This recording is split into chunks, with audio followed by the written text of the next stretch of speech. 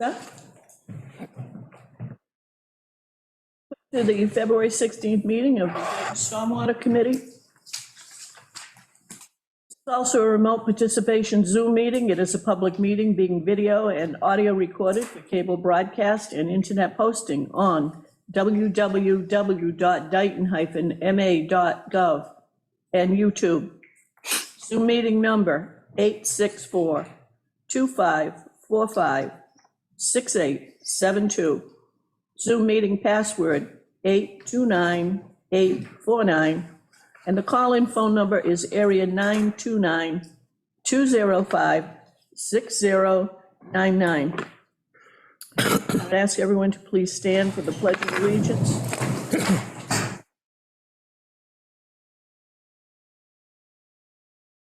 I pledge allegiance to the flag of the republic for which it stands, indivisible, with liberty and justice for all. Thank you.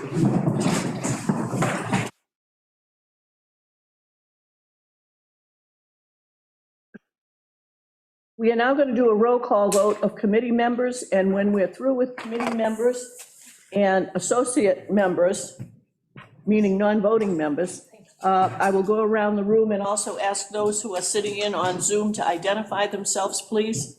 I'll start with you, Tom. Tom Byers, present. Todd Pilling, present. You're doing committee members first? Ready first, Jim's next. James Aguirre, Building Commissioner, present. Planning Board Chairman present. Fournette, Dayton Conservation Commission. Nancy Goulart, representing the Board of Selectmen. Mrs. Grassi, you're next. Rosalind Grassi, Stormwater Office Manager.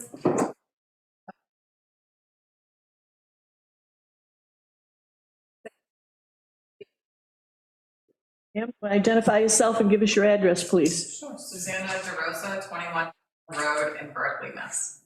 Yes, and now for those of you who are on Zoom, I'll start with Mr. Joyce. Morris Please give Joyce, 399 Brook Street in Dayton. Thank you. Mr. Beausoleil or Mrs. Beausoleil? Lauren Beausoleil, 1680 Pine Street. Elizabeth? Or Elizabeth's iPhone? Please identify yourself and give us your address.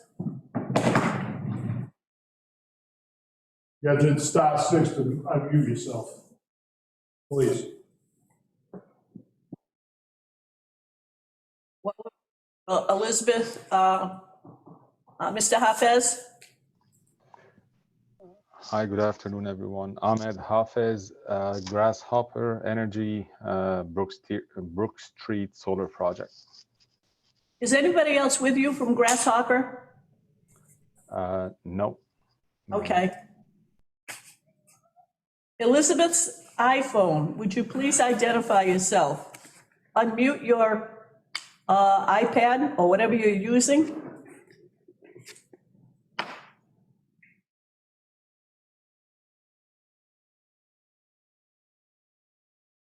Hanging her now. If she doesn't identify herself, can you block that? I can.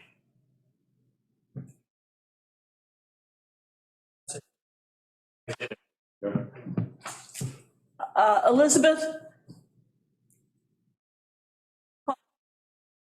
Call in, but you've got to identify yourself and give us your address. The call-in number is area code 929-205-6099.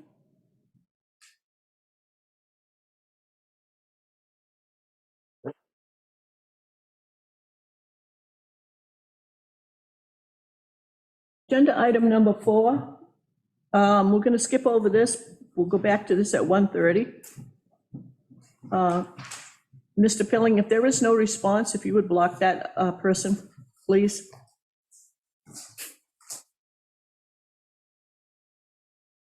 Order of the agenda, we have somebody coming in at 2 o'clock. So we'll put that one on hold also. And so we'll move to agenda item 6A. Review, discuss, act, 2700 Regional Road release of fuel. Is there anything else on that? I know we had discussed it, and it had, DEP got involved, and I think we're all set there. Yeah, we're all set. So the foundation on the chip storage building, that's where the release was in that particular area near the boiler room. Oh, All of the dirt has been removed, well, it's relocated on site. It has been overseen by both local and state officials, so it was done properly. Okay. Insurance companies were involved, all the right players were involved. is it in the room or outside the room? It started in the room, but it migrated outside the room. Okay, The excavation around the footings needed to take place. okay, thank you, Mr. Agia.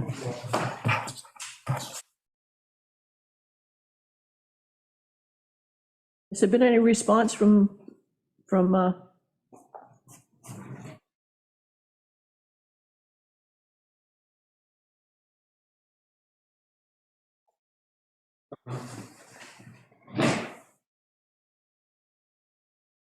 okay. Elizabeth, if you want to call in, you have the phone number. She can't hear you anymore. Oh, all right, fine. Agenda item 6B, proposed solar battery storage unit regulations. Who wishes to speak on this? Ryan, so.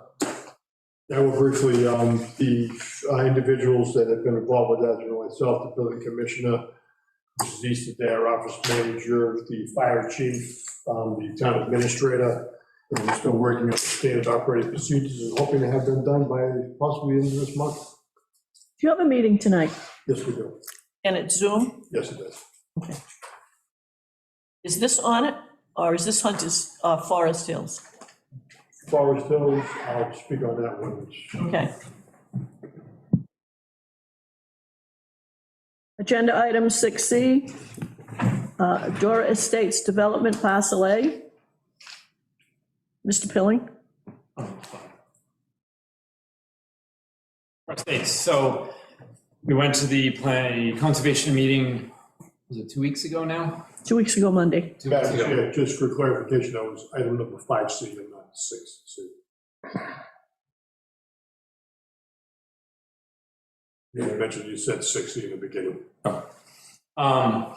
Oh, I'm sorry. So this was the continuation of lot 7. It's called parcel A, they call it lot 7. They've already got approval for the roadway in 6 triplexes. This would be the 7th triplex. They had submitted plans, we submitted some comments to them. They showed up at the last meeting and they had revised the plan, but they hadn't given it to us yet. So there was some confusion in there between which plan I was reviewing and which plan was the current plan. He came in yesterday or Monday? Yesterday. The project engineer came in with revised plans and drainage calculations that are up to speed. We have the most current set of plans. He wants us to look at everything and see if it's okay before he brings it into the Conservation Commission. But it appears that he has done everything that we asked for on the plan set. So we should be wrapping up with it at the Conservation meeting in March in Taunton. They only meet once a month. So it appears everything's going to be okay.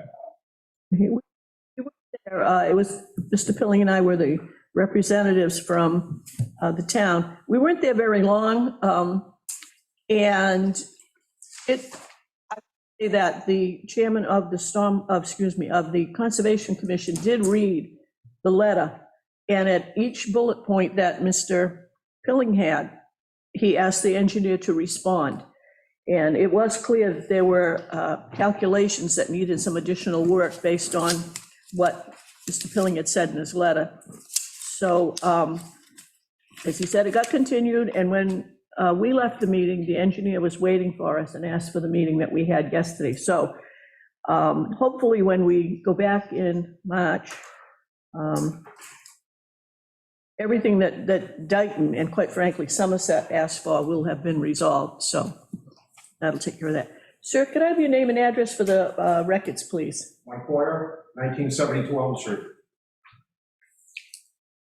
What's that, Mrs. Grassi? I am, thank you. Okay, agenda item, I've got 6D.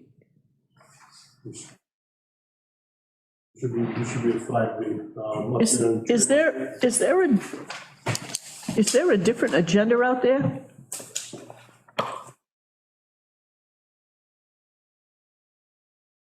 That I added, it booted all yours down. Follow that one. Okay, so the 1:30, yeah, on mine between 3 and 4, we have a 1:30 coming in. So we'll just watch the clock at 1:30. We have to take care of this. Anyhow, so we completed 5C on your agenda. All right, 5D, update on 903 Tremont Street, 624 Middle Street, solar site plan modification.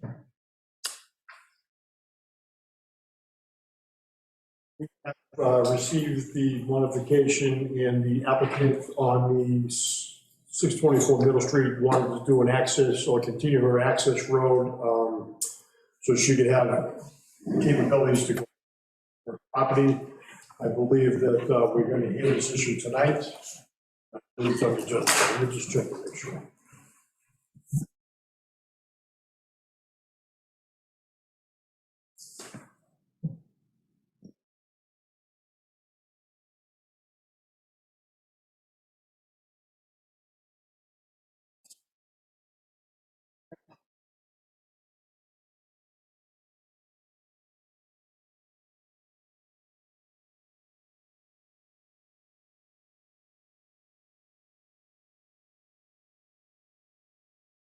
Looks like that Mrs. Easter, they want to follow up further on the discussion that took place on 1/19 with the planning board meeting with regards to the status of the energy storage for this project.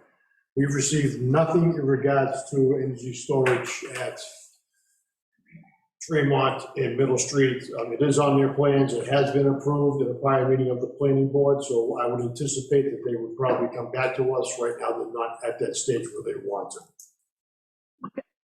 Are there going to be storage units on both parcels? There's only one pad that's shown on the plans, and that's on the Tremont side, Tremont Street side. These are batteries, these are storage batteries you're talking about. Basically, Connex containers that hold the internals of all the units that the array would have. So there's individual units on racks that are included on the systems. Yeah, I know what they are, thank you. Stag, yeah. So it seems that it would make sense that until that minor plan is approved, minor site plan change is approved, albeit the trail and the batteries, we really shouldn't discuss whether or not we think it triggers a modification of the stormwater permit. I think it would be relevant for us to do that after the planning board makes their decision. Agreed. Okay, so would you make note of that, Mrs. Grassi, please?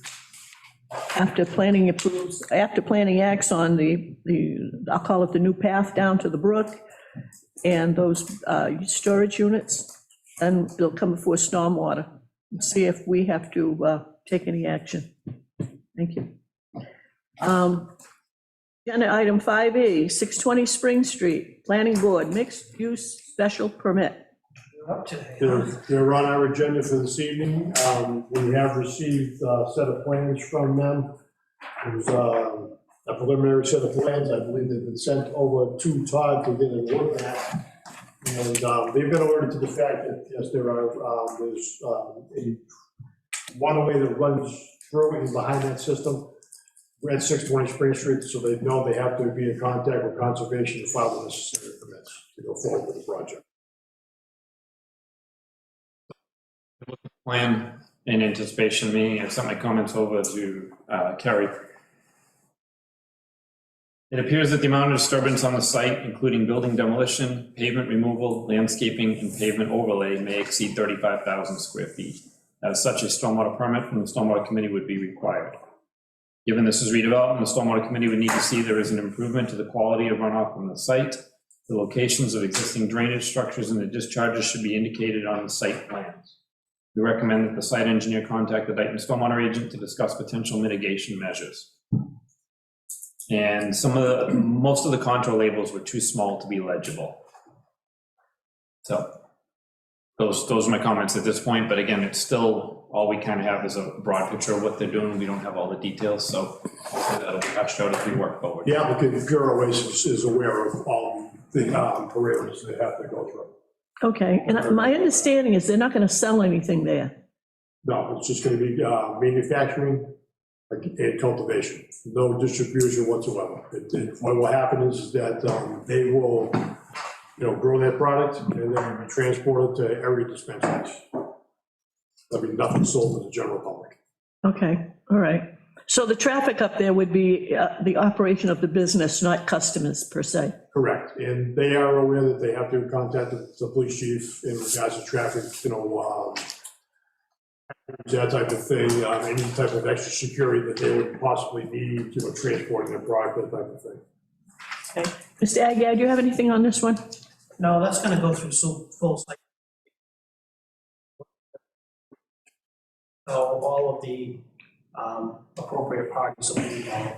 Okay, have they given you anything yet, or it's not at that stage? Too early yet, too early. It is gonna be a mixed-use building, though. There will be a retail sector, but it won't be marijuana. It will be some other retail venues. That's at least what's been discussed so far. Correct, and the applicant's intention is to, they purchased the land in the buildings. They're gonna sell canopy space inside that complex itself. They're gonna have their own, and they intend to have a cafeteria set up for their workers there, and also possibly a brewery and maybe a small restaurant there. That type of thing.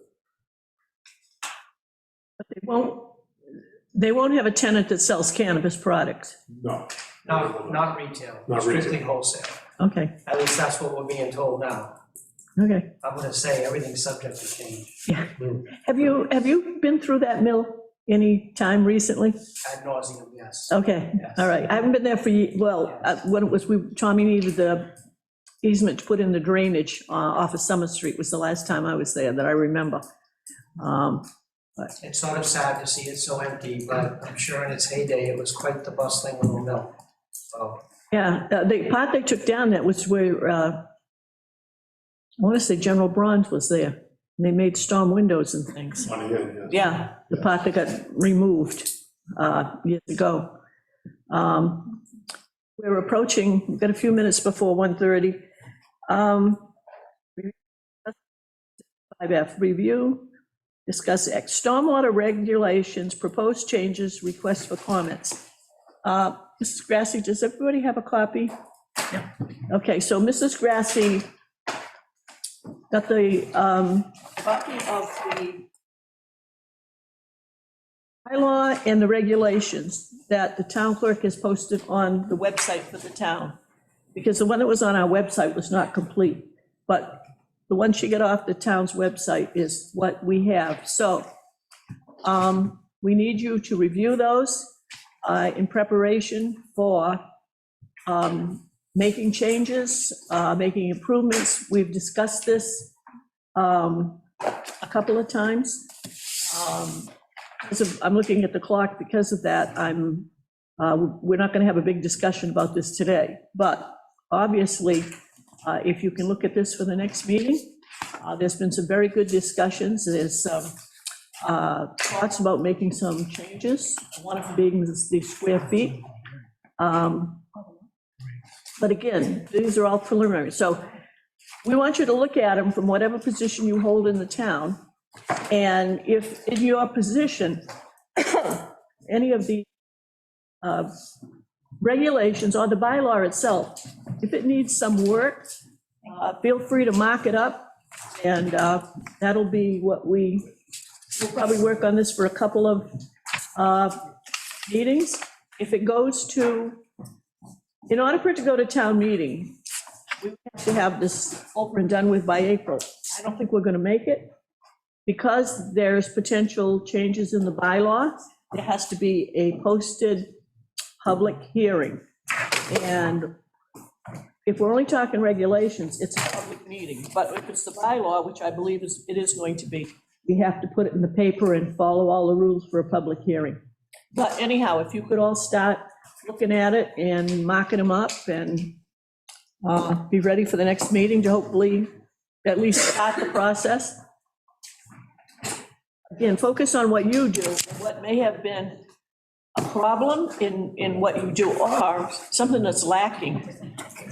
Or if it's a conflict with another board's rules and regs, we need to know that. I can tell you off the top, there will be reference to the formulation of the Stormwater Committee, because when this was formulated, we didn't have a Stormwater Committee. But the authority we work under comes under the Board of Health, because the Board of Health has the authority to appoint or give its duties to, assign its duties to an agent. So in effect, the Stormwater Committee in total is an agent of the Board of Health. So, because our powers and duties have been questioned by more than one developer. And I've referred them back to that was set up, and how the Board of Health is totally responsible for stormwater, but it has the authority to appoint an agent or agents. So that's the authority that we operate under. So I know there's got to be some changes there. Does anybody else have any comments about what this is about? Okay, if not, I'm going to go back to what. Okay, so what's listed on my agenda, which was an update, at 1:30, we had a complaint about runoff, 1972 Elm Street. The photos, if you guys want to just pass them through. I didn't make copies for everyone. It was just, those photos were submitted by Mr. Boyer. I didn't get the address. 1972 Elm Street. You wish to, It's the house at the corner of Tony's Way. Okay, thank you. so if you drive into Tony's Way, is it the house on the left? South side, right? Yes. So this property has come to our attention, I don't know, a year or two ago, with the same issue with water coming through the site. Historically, it kind of runs through the property, as you'll see from the pictures. It's coming from the property to the south, runs across the stand and into the drainage system in Tony's Way. Yeah, this committee talked about it. I know Mallory was involved in it at one point. I went out and walked the site with her. And basically, we're hard pressed as a stormwater committee, because this is all on private property, for doing something. We offered to tie into the town drainage system that is now in Tony's Way, connect the water in.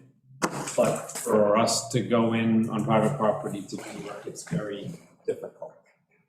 And that was kind of where we left it the last time we had talked about it. But that was 1 or 2 years ago. I don't remember how long ago. This was the previous. Okay.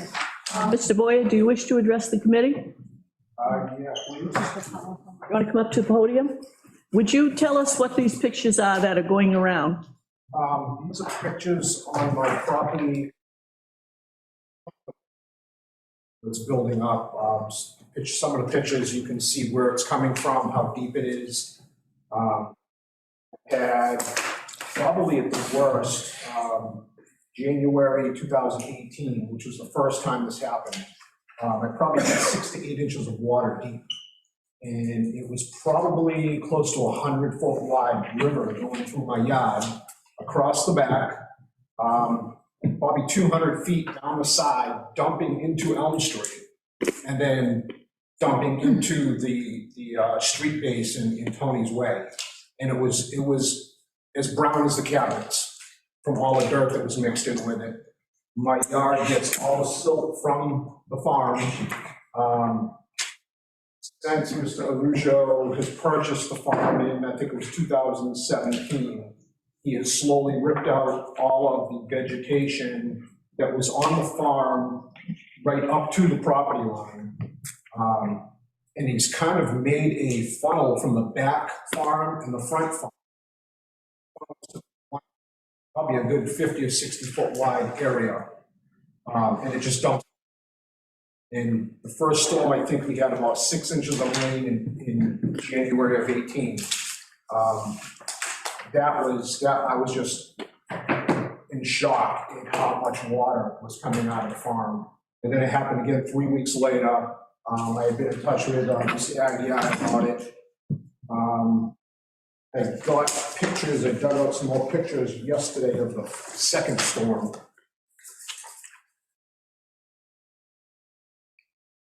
Are these recent pictures? These are the second storm in January of 2018. Okay, I mean, last week we got a storm of 1.5 inches of rain and my yard was underwater. And 2 days later, it's still running out of the farm into my yard. So any pictures that he submits become the record and we have to keep them. So as long as you're prepared for us to keep them, you can hand them in. I got copies of these. Mr. Boy, I have a question. Those that are going around now, are they current? 20, They are, I think they're, the latest in the year it's happened is April 27th of 2018. We had 1 inch or 2 of rain, and my backyard got a big puddle in it, and I was kind of like, well, the ground is kind of thawed now. Why am I still getting this puddle? And then I think some of these pictures show 2 days later, or 3 days later, everything that was lawn is gone. It's all rock and dirt and roots now. And I mean, he's known about this problem since it started, and he is, every summer, he has pulled out more and more vegetation. Now it's right up, it's all gone. It's right up to our property line. how did you make out with the January storm where we had all that snow and then some heavy rain right after? And I'm expecting. No pictures of that, though? No, it was mostly, I think there's a couple in Okay. the prints.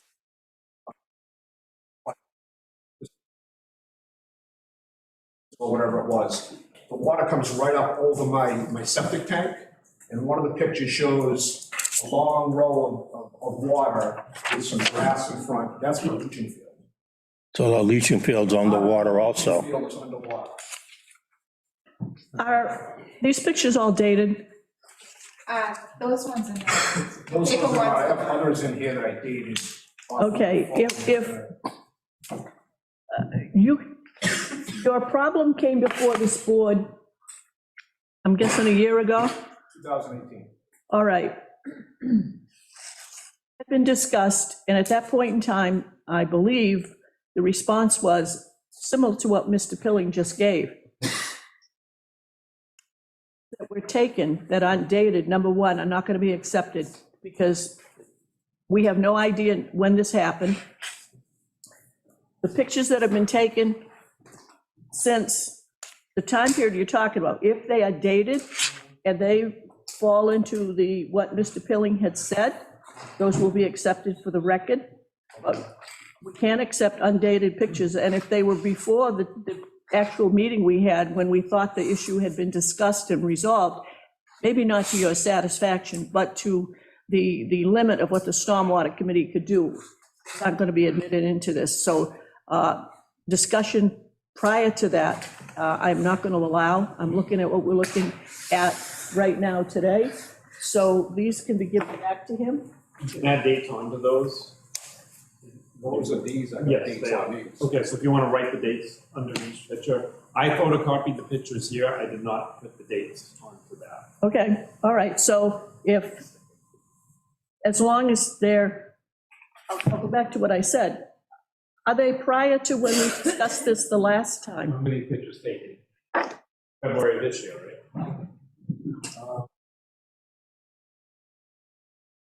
That's not the question whether or not there's snow. My question specifically is, since we discussed this the last time, do we have pictures that have been taken that are being submitted today? Yes. Yeah, some of them are here. Some of these pictures are from this recent storm that just happened. Yes.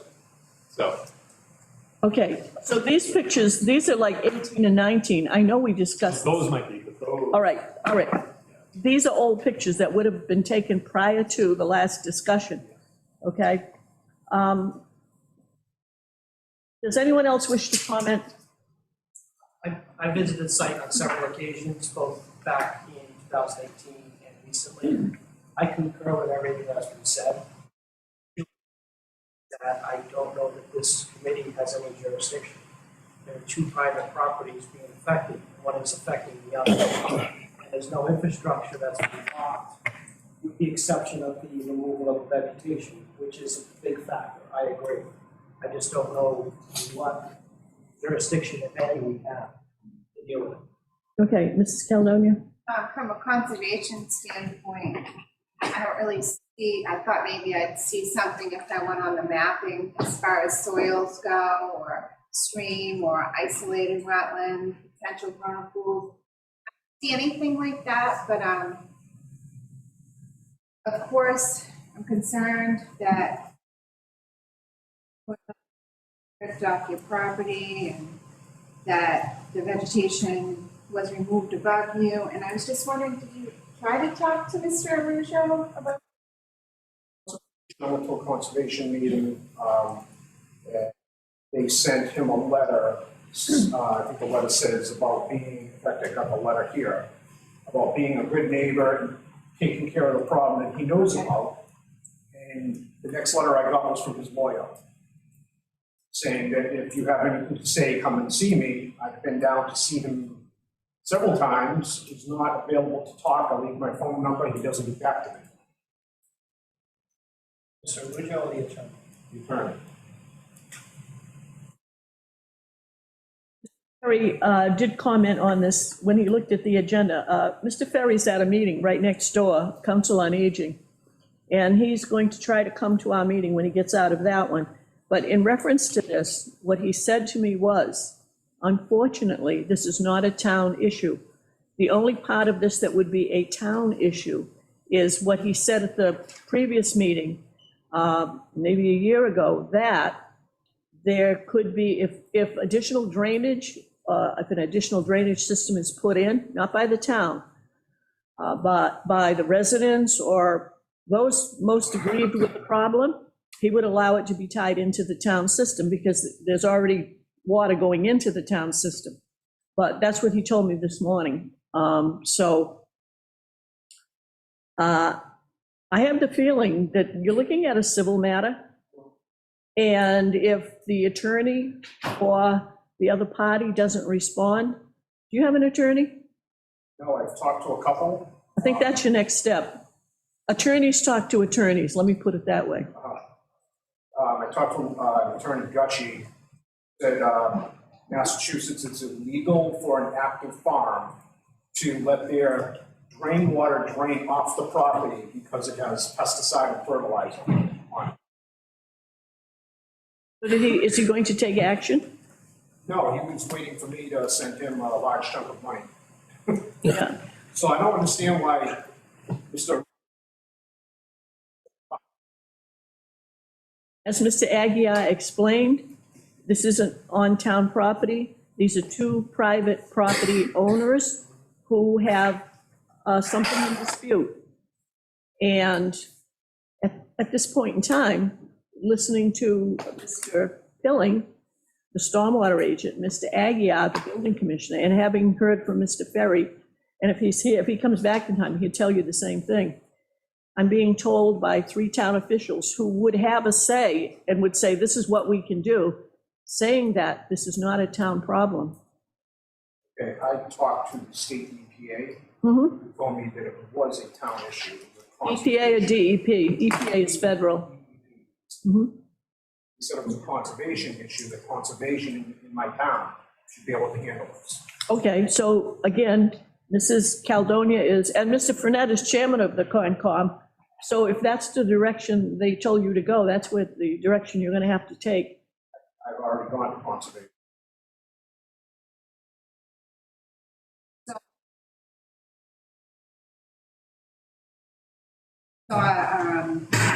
any, mapping of soil?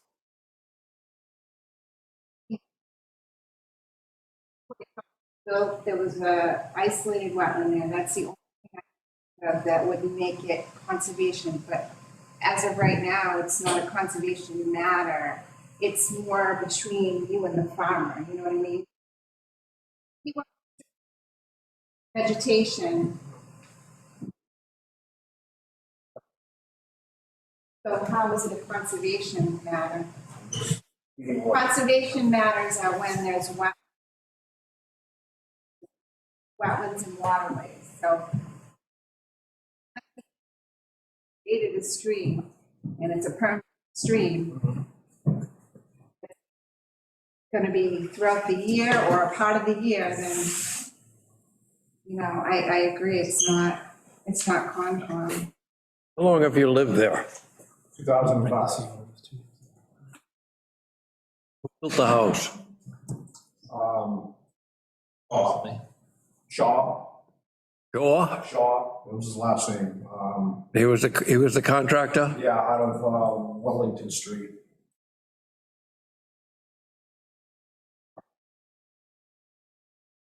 He was all the way down, almost into Rehoboth.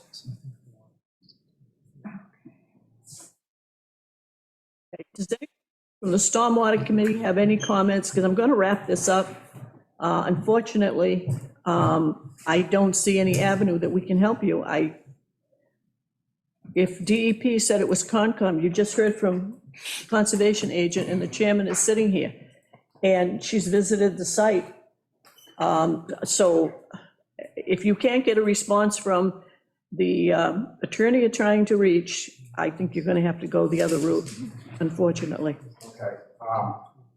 Now, is there an issue? I talked to Attorney Novak. Okay, I'm going to stop you right now. I'm going to end this discussion now because there were no further comments from Stormwater Committee members, and we have a full agenda. Okay. So, you know, it's been 15 minutes, and I think we've got the information, as the committee knows that pretty much we can't do anything. So I'm sorry for the problems you're having, but since it's not a town issue, we really can't do anything. Technically, we can't even advise you. We can only tell you what the findings were. He's visited the site, she's been to the site. It's been discussed before. I understand you're saying it's worse.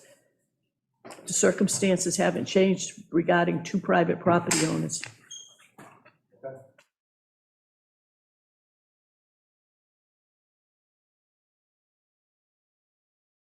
Everybody for their time. Thank you. So we've got a few minutes before the 2 PM presentation, so I'm going to go back to the agenda. We're at 6A, Brook Street Solar Project, Grasshopper. Who wishes to address this? One of the abutters, I don't know, Laureen is there, but I told her it would be about 2:30 before we got to that one, because I assumed it would be after the 2 o'clock, so. Okay, Mrs. Beausoleil, are you there? Yes, it's fine to do it now. Who wishes to address this from the Stormwater Committee? Anybody have anything? I don't think there's anything that we have. Mr. Ryan's Planning Board, where are they with Brook Street? We have approved the minor modification for the screening. We're still waiting for the standing operating procedures to be finished before we can go any further with battery storage. Okay. Yes, it was. What about the panels? I know that there was a comment, I think in the minutes from the previous meeting, had said that there may have to be some kind of design change or modification to the basin where the panels are. Once they get in there and get it cleaned out, if it doesn't work properly. So I guess that's also hanging at this point. Kevin, did they remove a row of panels for access specifically to get to the basin? I thought that was mentioned.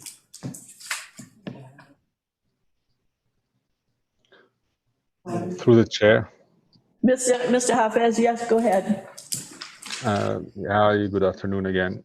No, there was no panels that were removed, and I think in our previous discussions, we've agreed that the basin, the front basin close to the entrance, will be re-evaluated after, like in the spring, after at least 50% of the vegetation has taken on the site. As we've mentioned before, we've done the seeding in December, so we're expecting come spring the site would be stabilized, and then we can evaluate the performance of the basin.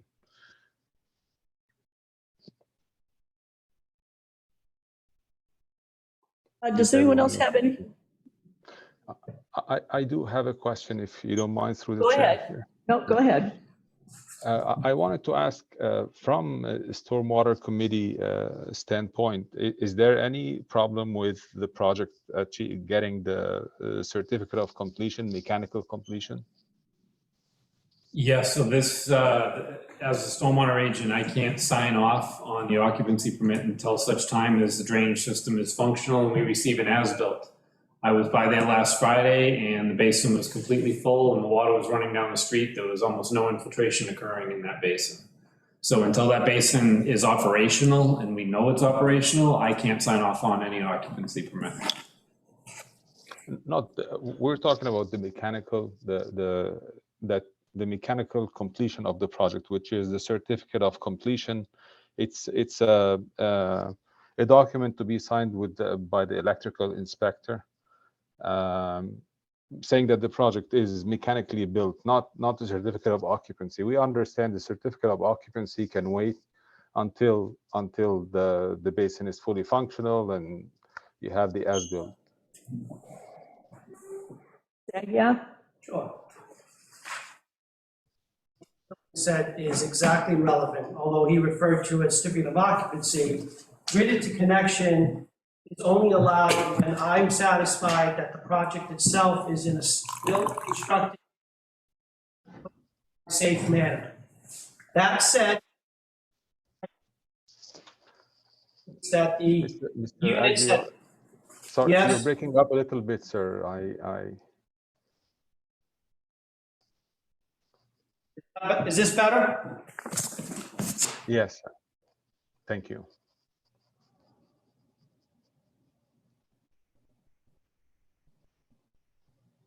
Oh, it's not better.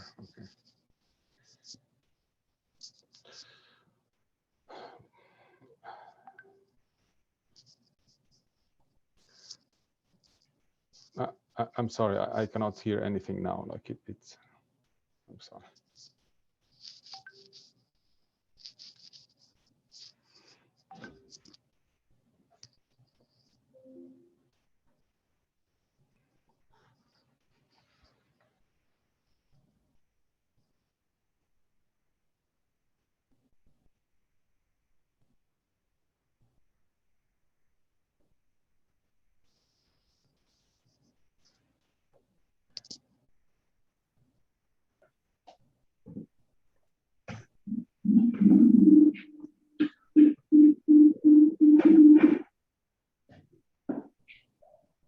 All right, Jim, try talking now.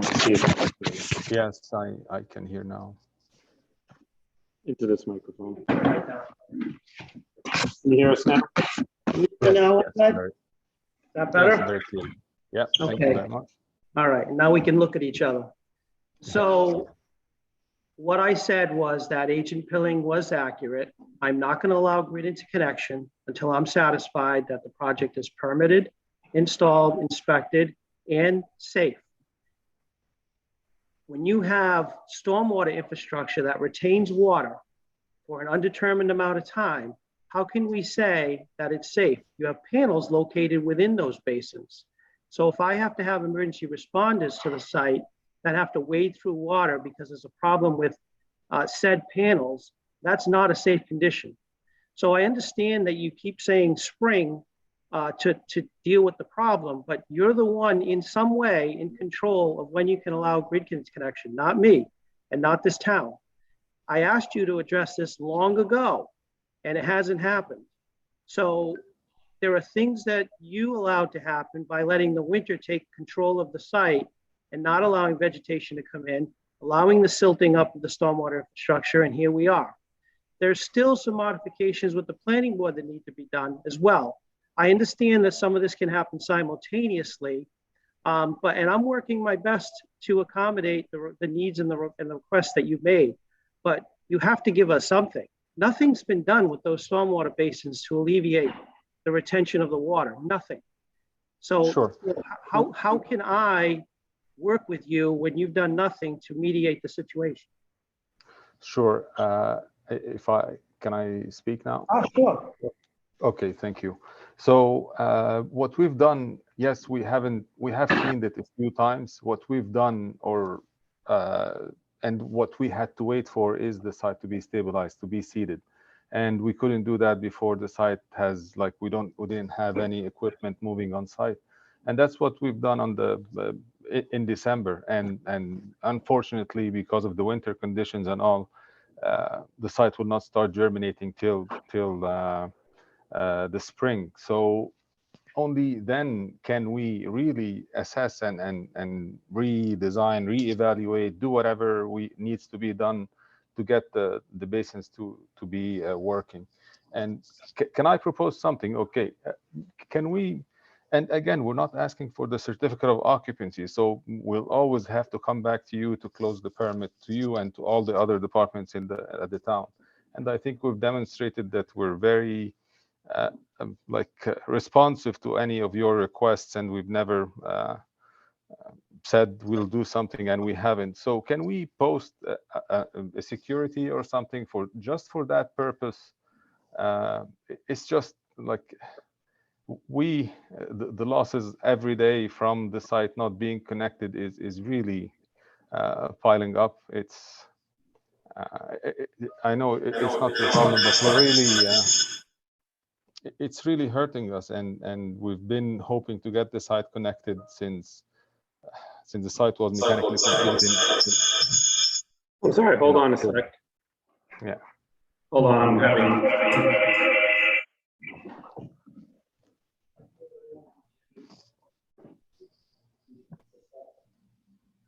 I don't know what.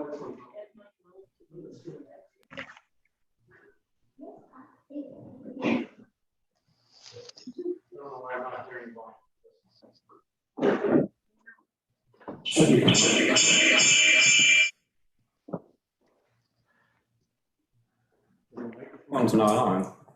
Ahmed, try saying something again. Yes, can you hear me now? Yeah, hold on. We're not hearing you. Harry? Oh. It says it's not muted. The volume's up. To the list. Attendees. I can hear you clearly.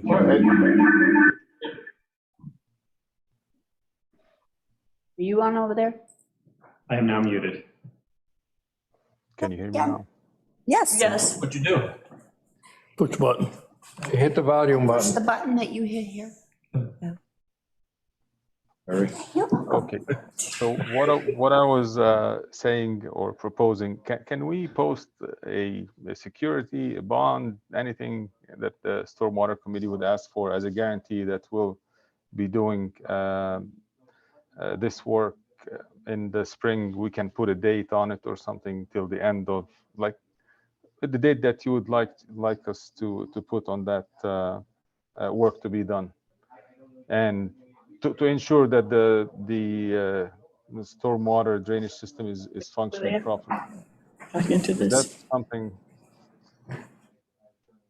Ahmed, this is Nancy. I want to address that, and my answer is no. It's not being safe or could be unsafe to anybody, town employees, emergency responders, whoever. Bond you post, if the town allows that, the town accepts liability for anything that happens on the property. Because in all honesty, this is a town decision to respond to what you're asking for. And if I were on the Board of Selectmen, I represent them, I'm not a selectman, but I would say absolutely not. The town will not allow something like this to be in place because of liability. Anybody gets hurt, everybody, their grandmother gets sued. Mr. Aguirre. I'd like to ask the stormwater agent a question.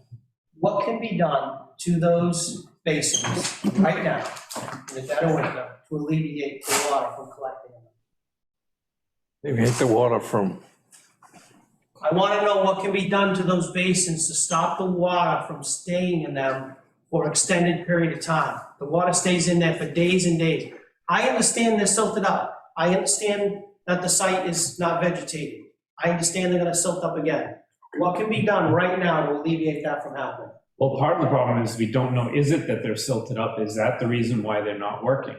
So if that is truly the case and all we gotta do is muck out the silt, we can move forward with that. But if it's too close to the water table or something else, we gotta come up with something different. It shouldn't be because it was designed above ground, but all the water's being directed to them. So what they've been doing is pumping the water out into that ditch on the side of Brook Street, which we cannot continue to do. So we have an active project, we have active permits. Has the developer reached out to you to do either of those two things you just said? Well, they've been pumping the water out. Have they determined whether the silt can be removed and they allow it to be function? Or have they determined that they're actually in the groundwater and we need to redesign? Have they done? We have not yet done that evaluation. Well, there you go. Why aren't we doing that? Trying to have me give you authorization to connect, and you've done nothing. We have not done the reevaluation because we were not sure if the silting up of the basin is what's causing the water to stay in without draining, or is it so we needed to have the site stabilized, as I said before. Then we can definitely know where that is coming from. Bond. And if we went down that road, what would the bond be for? You don't know what the problem is, you don't know how to resolve it, so how would we possibly establish an amount of money it take to what the problem is? So are we to redesign a totally different basin with the construction of a new basin, whatever it is? But I don't think we're discussing the amount of the bond as much as in principle it's not agreed to, right? Well, I believe the chairwoman, Mrs. Goulart, said that, don't think we're going to consider this, but I'm just saying, I can't consider, if you don't know what the solution is and how we're going to get there, how can we possibly establish how much it would cost to do that work to post a bond? I mean, unless you're looking to put $1 million bond up or something like that, I can't see how we don't know how to fix the problem. I will also add that even if it were $1 million bond, and if this committee were expected to make a recommendation to the Board of Selectmen and the town administrator on whether or not they would even consider this, my vote would be absolutely not. You can't bond something that you can't identify. And what I'm talking about is, to add on to what Mr. Pilling said and what Mr. Aguirre said, not sure what the problem is. My big concern is liability for the town of Dayton. How could you possibly issue a bond that would allow the switch to be flipped so you can start putting out the electricity into the grid? And we've got an unidentified problem with unknown liability that, no, it's simply because you can't bond something you can't even identify. And in my opinion, you couldn't come up with enough dollars to make me say to the town Board of Selectmen and town administrator, oh, we should definitely do that. No, this is an unknown. And quite frankly, regardless of the amount of money in a bond, if somebody got injured or killed, electrocuted or something else, everybody and their grandmother would be sued, including the town of Dayton. So I don't see that as the solution. I certainly would not recommend it. I don't intend to ask this committee to vote on it. I just think it's just not something that can be done, because again, how do you bond something you can't identify? Because that's the problem. I can make this simple. I wouldn't allow a bond to alleviate the concern that I have. So, and I'm the one who authorized the interconnection. So, the problem, that's all I'm asking. Well, and at the last meeting, when this question was asked point blank, they said, because I asked the dates, you were looking to energize in like whatever, spring. And the engineer, when I asked, how are you going to figure out what the problem is? He said it would be done in early spring. So it sounds like you were looking to address the problem and fix it before you asked to energize. So everything was supposed to happen in spring.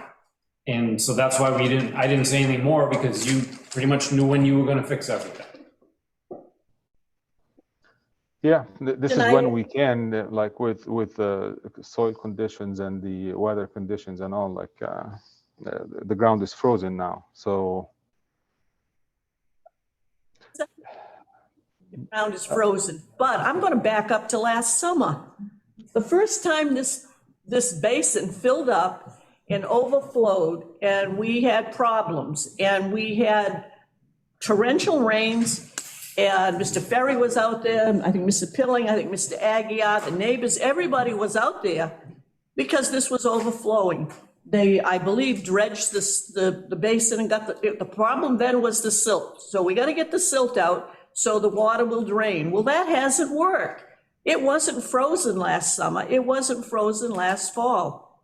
The basin thing, I have brought this up repeatedly, regardless of who the engineer was on the project. It was, we got to look at that basin after we get it cleaned out. We got to look at it. We may have to modify the design. Again, the ground wasn't frozen when we were talking all of this time. And I don't understand, since the first time that basin clogged up and overflowed, and all of the measures were taken to protect the runoff from getting into everywhere. And it happened on several occasions because we had some very large rainstorms. Again, opinion, personal observation, it was set aside because of the battery storage thing. And I remind you, I told you probably August, I recommended to you, set the batteries aside. Go to the planning board and ask for the modifications you need so that this thing can go live. All right? We're still talking about batteries, still don't have that basin resolved.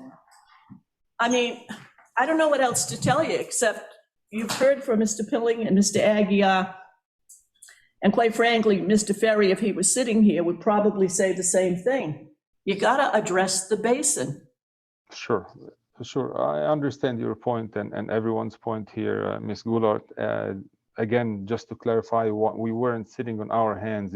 It was silting up because the soil was bare, the ground was bare, and it kept doing that, and it would have kept doing that until the project is vegetated or 50% vegetated. So every time we cleaned it up, like you said, a few times, we would demuck it and remove the silt, and it works for a few days, and then, or like one more rain event, but then it gets silted up and it fills up again. So this is why we couldn't really solve the problem or like deal with it completely until the project is stabilized. In any case, I take your points, and we'll see what we can do now between now and before the spring to see if we can deal with it now. And we'll get back to you. Mr. Pilling? Yeah, you've never attempted to clean out that silt. There's always been water there, and every time we asked, it was always too wet. We could never do it. Nobody's ever mucked out the silt. They've touched it around the edges, and there's no reason why you had to use this basin for you could have put in a temporary basin upstream of this to protect the basin the entire time during construction, but you chose not to. So that's why you're in this boat right now, trying to reestablish it. If you had put in something upstream of it, you wouldn't be in this boat right now. Mr. Pilling, I can assure you we have demucked the basin. At least I've seen it once when I was there, and I've heard from the contractor that they have done it more than once. But yeah, that's my comment on that. Maybe we could have used another temporary detention basin or something. You're right, or I agree with you. And if you were mucking that basin out, why didn't it appear in any of your weekly inspection reports? I don't have an answer, but like I said, Those reports. Was it who's it's not Signal, it's who's the people in charge of the site? Mr. Kelly? Yeah. Yes. Ed Kelly. Ed Kelly. Yeah. The name escapes me. I try to block that stuff out.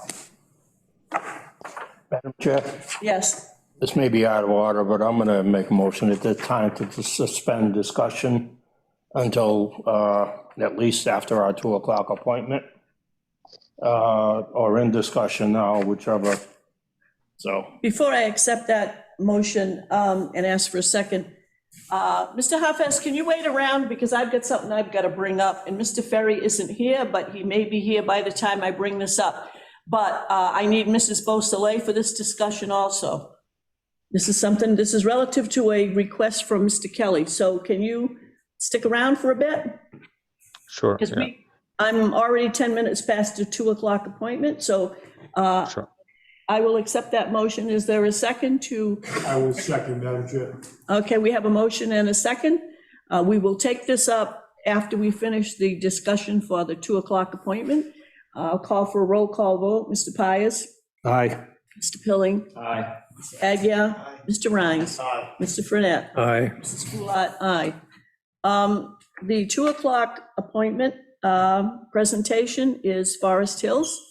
So gentlemen, if you would identify yourselves to Mrs. Grassi, your name and title, and, Or if you've got business cards, these up.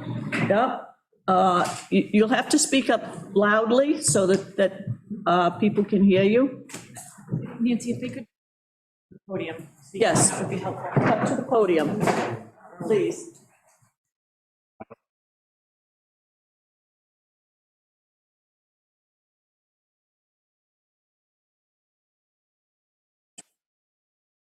Both of these working? Yeah, we got one. Yeah. Are they all Put working? it on the chair out there. Say too much. Yeah.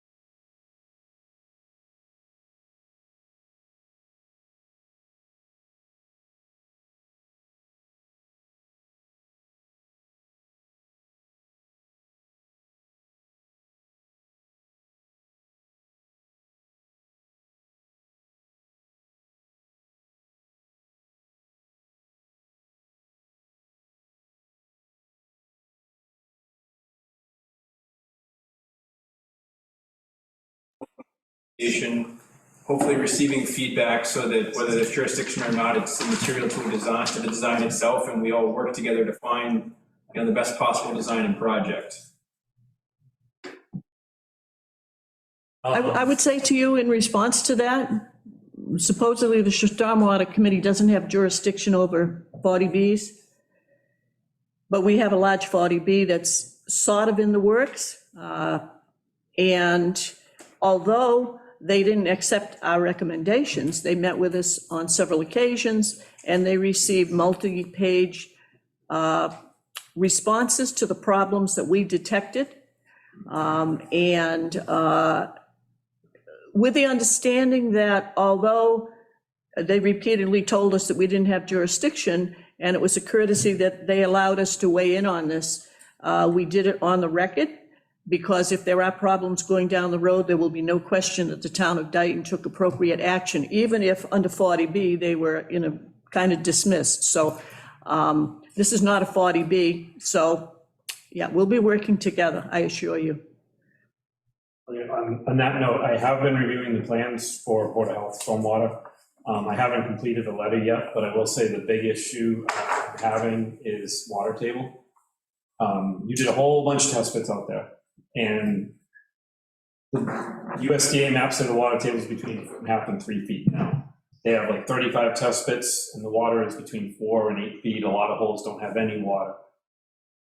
So I'm going to be looking for the health agent myself to be out there witnessing some test pits. Some of the basins don't have enough holes in them, et cetera, but I think we need to confirm water table. And this is similar to Strawberry Fields, where they've got basement floors 8 feet below ground, sewer lines 22 feet deep, drainage basins that are 10 feet down when their test pit shows the water table 4 feet down. So there's a lot of issues we got out here. So if they get an infiltration basin, but it's up 2 feet in the water table, it can't infiltrate. It would have to be a different kind of basin if they're going to do that. So again, I'm still putting the letter together, but I think we need some confirmatory test pits out there before any design gets finalized. So. Anybody else? Does anybody from Forest Hills have anything? At this time.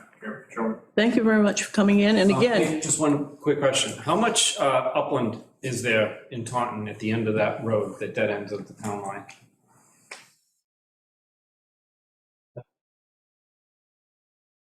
The balance of the parcel as it extends into Taunton?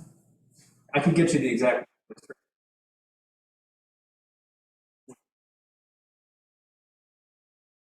Josh. I was curious how much upland area is there, so.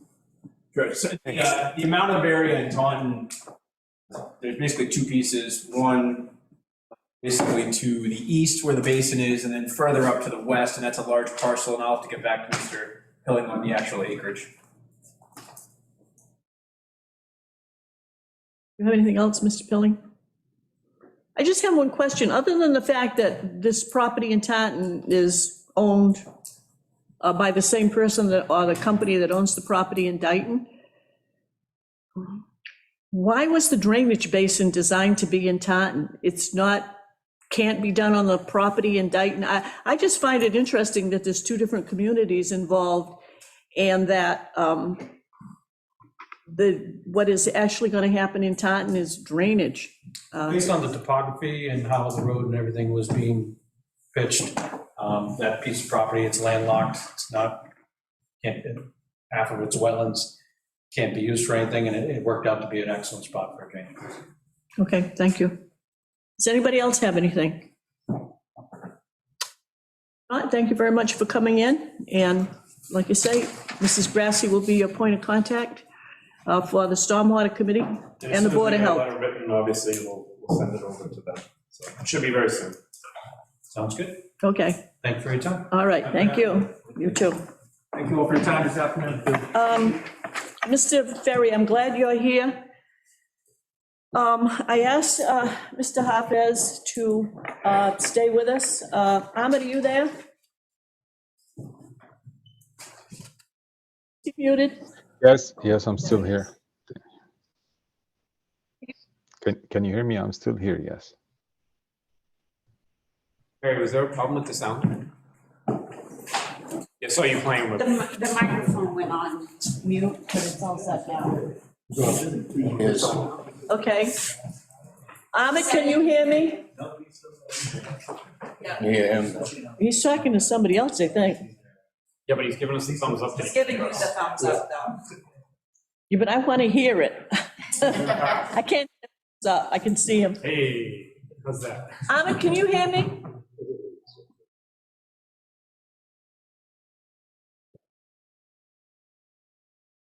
Thumbs up to everybody. that was a finger. Can you hear me?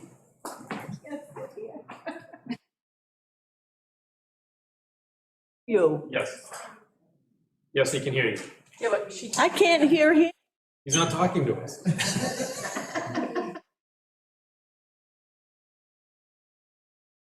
Like. Mr. and Mrs. Beausoleil, if you would go to the podium, please. Can you hear me, please? Mr. Ferry?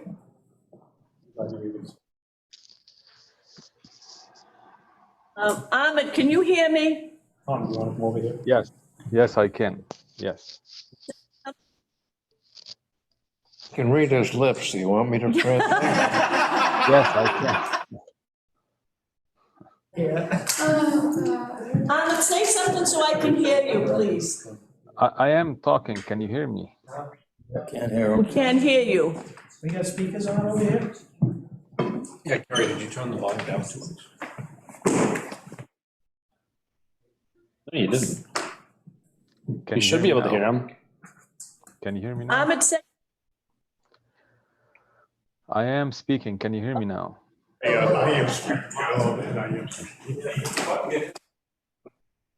Just you, Carrie, just you. No, I did it the first time. so Ahmed, the reason I asked you to stay is because Carrie. Mr. and Mrs. Beausoleil are here. Don't leave. Mr. Kelly asked Mr. Ferry about the gate on what we call Audrey Lane. Yeah. We put that on hold as far as where it should be located, because we had to make sure where the property lines were. So the reason that I asked you to be here is half of the lane goes with the property where the farm is, and half of the property goes to your property. Mr. Ferry, the proposed gate to keep out ATVs and everything else and all of that, the practical thing is to put it across the whole way, but have an access so that if, for example, a brush breaker had to go up that road, they could get in. So part of that, if that's the route we go and the whole thing has a gate, we would need your permission, so that's what we need to know. Mr. Ferry, wish to address that? So again, Mr. Kelly's waiting to hear, because we didn't want to say, put the gate here halfway, put the gate the whole way, or anything else. So that's what we need to know. It's gonna be similar to what's there, opening gate, Tom?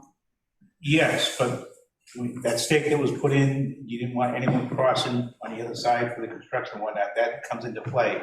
So how do you foresee? Or that, If it's for that if purpose, it's to for that put it purpose, up, that's- to but it put it up, doesn't give a sure. right of way to go on it. Correct. The ATV question that you had mentioned about the ATVs, they're actually cutting through the woods up beyond us and driving down the swale. Yeah, I know. Coming out. We've had complaints from the other end and about that, but the main concern and the reason that I asked you and asked you to stay around is because Mr. Ferry had brought this up because Ed Kelly had asked him about this, and until we could determine exactly what the boundaries were and who owned what, Mr. Kelly was told, put that on hold because we need to talk to property owners. And so, Mr. Ferry, there would be no problem with the half of the lane that belongs to the solar farm family, the trust? Correct. All right. So again, what he's proposing would affect, go across Audrey Lane. It would be able to be opened should there be a fire up there or there's an emergency but the whole point is to prevent the general public or anybody else from going up there. Yes. As long as it's not further up, because that would allow people to park there. And we don't want people to park there. Which And way would it be, east or west of the current gate? Right where it currently is. Right where it is? Yeah. right where it is. And would it swing, if, let's say, if we wanted it open for access to our park, would it swing from right to left?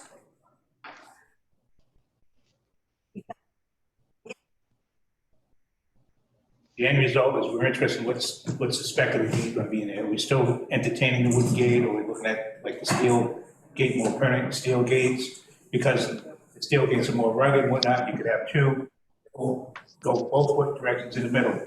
I recommend, I recommend that it be two gates that lock in the middle so that the Beausoleils have access to the right side and the solar farm has access to the left. And they go both ways. Right. That sounds,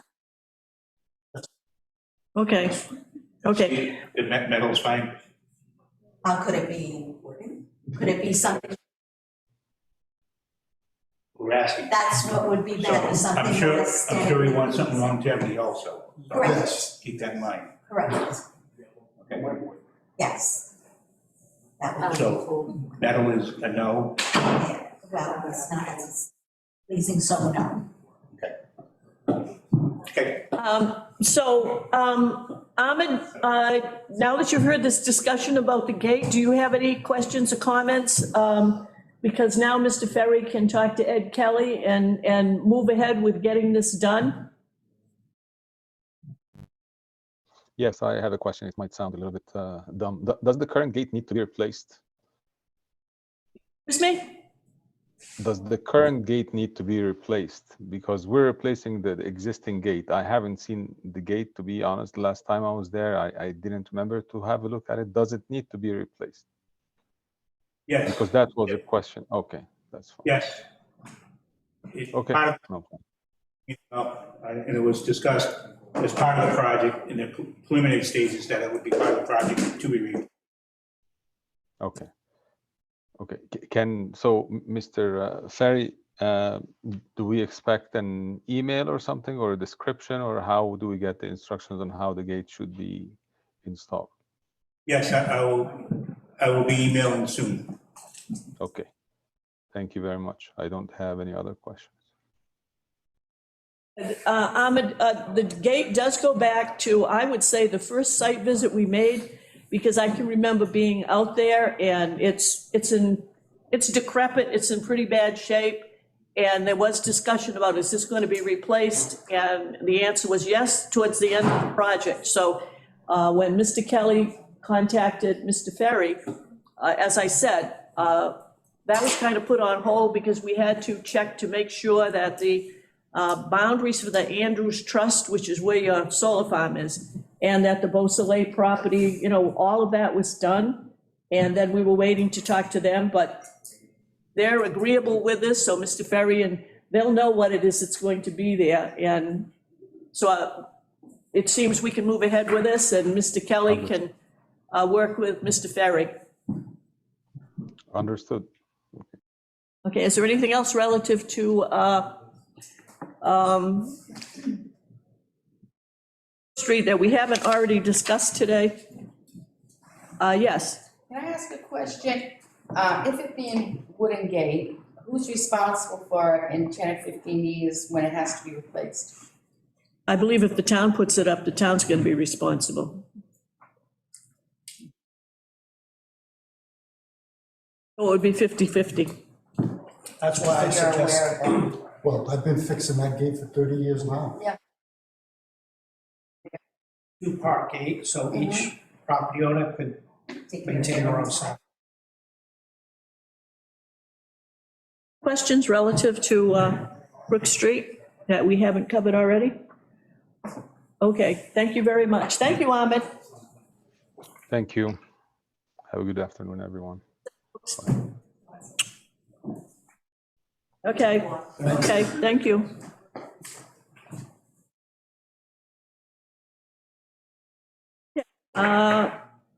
I got two agendas, so I think we're back to 6B, 2371 County Street. So that's the address we're using, but as you know, there were complaints filed about properties on the south and the north of 2371, and the complaints were that the railroad bed had been filled in. And I can tell you, letters have gone to the property owners on the north and south of 2371, certified mail. When they come back, the letters offered them a meeting date next month. So hopefully that will be on the agenda for next month. Other than that, I do not believe we've heard from the attorney for 2371 County Street. I did speak with Mr. Mitchell, let him know that letters went out to the abutters and that they were being invited to the March meeting. Okay. So he said that he would advise his clients. Okay. So Madam Chair. Yes. May I ask, so the first complainant that we addressed is not going to do any removal until the other parties, north and south, have been notified, is that correct? My guess is they're not going to do anything until the battle is over, because I think they'll continue to stall, because there is a cost involved. It's not going to be cheap. I expect we're going to get pushback from both of the abutters to this property, and with reasons for doing it that we've already heard from the property we inspected. But it's a start. We've got to do something. Have anything on 2371 County? Excuse me. If not, we'll move on to, well, on this agenda, it's 6C, DG Dayton. That's correct. Phases 1 and 2 Elm Street. We were waiting to see if an as-built plan had been submitted. It came in, I'll start. Dave Cowan is now involved with this project, so Todd and I have been corresponding with David. We have made progress, the plans came in much better than they were, however, I think I responded with 3 items that need to be cleaned up on the plans. So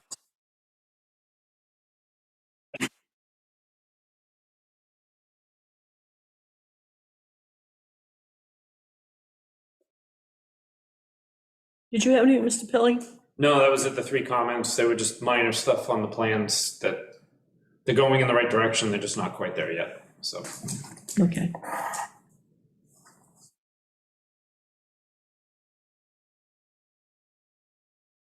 The next item is agent reports, 563 Hart Street. Is there anything new on that? Oh, for the record, he's stepping down. Went by there after whatever storm that was on that Friday a couple of weeks ago, and we had all the rain, whatever that date was. I don't know if anybody else went by there. Same as everywhere else, like Brook Street and everywhere, there was water running everywhere. And there was muddy water running in that ditch, but there was water coming out of everywhere. And I couldn't see specifically that it was coming out of like one pipe here or one ditch over there to say, here's where it was. It just, as you went further you went downstream, the dirtier the water got. But I can't point and say that's where it was coming from. But I was down there taking a look at it. I don't know, again, I don't know if anybody else was down there during the storm, but that's all I had to report. Okay, so the site, that site and several others were monitored, but there is nothing really to report that's definitive. Correct. Does anybody else have any comments or anything? As far as, 563 Hart, I received an email from Proline Engineering asking what we were looking, if we were still looking for something from them, and. You mean 578?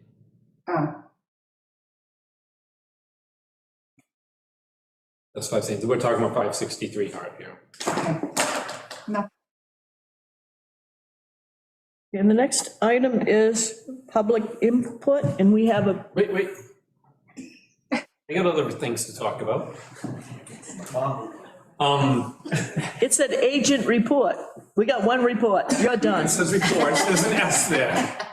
Mrs. Goulart, Morris Joyce at 399 Brook Street. I have a quick question for public input.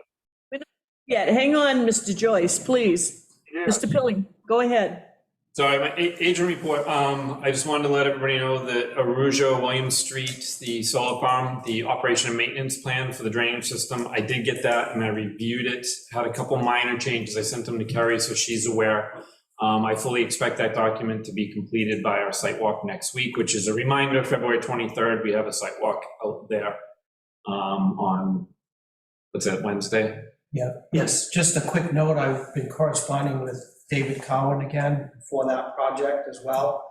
I did say, just in case New England unleashes her wrath, he has people flying in, that we would use this building as our meeting site if the weather was not conducive with a site walk. Okay, so for it's not the site walk, it's the pre-construction. Okay. My mistake. So if the weather is, if it's not clear and dry, we'll go to the site at Arujo's, and if it's whatever, we're gonna have a blizzard, Mr. Ferry? I didn't schedule one that day. Thank you. Stormwater doesn't plow snow, I just wanted you to know. So, okay, that works. Just wanted, just for the record, I won't be able to make it to that. I won't be here. The only other thing I got is I just want to throw it out there. I believe the chairman and I talked about it, that Fedora Estates going to those meetings after hours. I put in for overtime for it, and I was going to be asking to see about getting the Stormwater Committee to pay for it through Stormwater instead of the Board of Health and our overtime line, since we overspent that already, so. I think that's a reasonable request. Mr. Ferry, we have money in our stormwater budget? What's the expense? You were doing what? Answering a text. What is it? You're talking probably about like about $400 worth of time for me to have attended the Dora Estates meetings in Taunton. And he's got to go with me next month, too. I was including that in the time. Okay. Yes. I figured once we were done, then we would ask one vote for all of it. I just wanted everybody to be aware of it, so. Okay. I would like a motion that following, which we hope is going to be the completion of the meetings on Dora Estate with the Concom, that Mr. Pilling be instructed to notify this committee of the costs for his attendance at those meetings for approval of payment out of the stormwater budget salary line. We have a motion. Is there a second? Second. Any discussion? I have some. Mr. Did he Pius? appear there as a engineer or as a stormwater agent? Stormwater guy. Okay. And I'll just clarify. When we have gone there, whether it was just the two of us or going back to last spring into the summer, when we had an entire contingent to deal with this initially, this matter last spring and what we're dealing with now is all considered a stormwater matter. The town administrator and the chairman of the Board of Selectmen have been kept in the loop. And it is there. And our feeling is that the best way to resolve this is at the stormwater level. And we have been successful with the initial meetings we had last spring into summer. We thought it was over then, but then this particular unit was removed initially from the plan, and when it appeared back on the plan, and they had to have the hearings again, we again went back as representatives of the Stormwater Committee for the town of Dayton.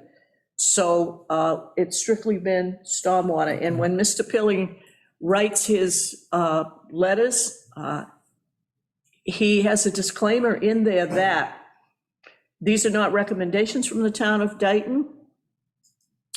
because obviously we don't want the town of Dayton being held responsible. For example, if the feeling in Taunton is, hey, Dayton said do this, go ahead and do it. And then if something goes wrong, they say the town of Dayton told us to do it. So that's not happening. So that's clear that Dayton is not telling Taunton what to do. And in the work he's done, he's just raising issues that we question. So he is not acting as a PE when he's there. Obviously, the work he's doing is that of a PE, because you have to have a PE to do the work that has to be done. But anyhow, so it's definitely stormwater, okay? So we have a motion and a second. Any other questions? So we're waiting to hear back from Mr. Pilling when hopefully it's over. Yes, Just a comment, Mr. Ryan. Madam Chair. I'd like to respectfully request that any documentations that presented to the Taunton Concom on both matters, whether it be Forest Hills or Doris Estates, be brought to the committee so we can get a look at those. I thought I forwarded the Dora letter to everybody, didn't I? I'm looking specifically more at Forest Hills. Oh, yes. But I think, Dora, you also need to know that, because although it's not, it's a unique situation in that it's not in the town of Dayton, and normally we wouldn't have gotten involved, except that it affects the Segregansett River, to which we in Somerset have water rights, plus the blasting that took place was sort of definitely across the river to the wells on Walker Street, which is where the majority of the water for the Dayton Water District comes from. So, Mrs. Grassi, if you would just, Mr. Pilling, whoever can do this quickly, if you just look back and those written opinions that Mr. Pilling has offered on Dora Estates, if you just forward them to committee members, I think it's good to read them. Who knows when down the road somebody might have to deal with a similar thing. And I think the other thing too is the fact that we now have a project before us that actually is connecting Dayton and Taunton with a housing development and drainage in one community and the development in another. There may be some information that triggers questions or points of interest or thoughts on what happens going forward with this. Dora Estates, as I know, is right now at a standstill. I've driven by numerous times in the last couple of weeks, so it's probably weather related, I'm sure, because, they're still doing, stormwater infrastructure, that type of thing, so I'm sure it's weather related, so it's shut down. The one across the highway is not per se the same thing. It's not the same development, and the condos won't look like that. But that one seems to be slow right now, too. The south side, I mean, is where they're not really doing much. For the north side, they're still, they're still doing their thing over there. So it was February 1st is when my letter was forwarded to the whole committee.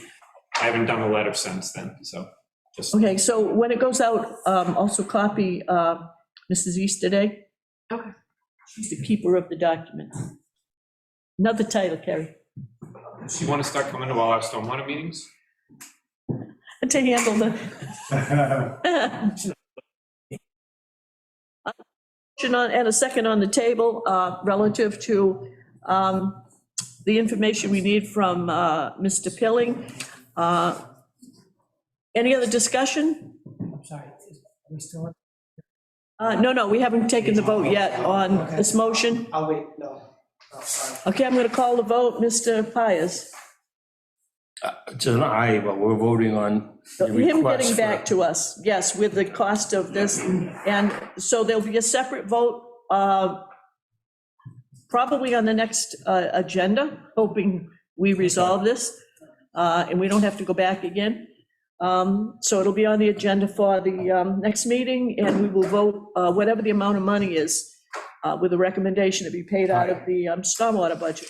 Okay, Mr. Pilling? I'm going to abstain because it directly involves me. Okay, fine, Mr. Aguirre.